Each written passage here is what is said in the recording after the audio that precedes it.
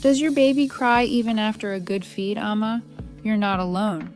Here are 3 common reasons why that happens. 1. Gas or trapped air.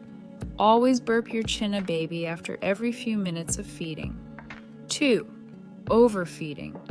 Even a few extra sips can make their tiny tummy uncomfortable.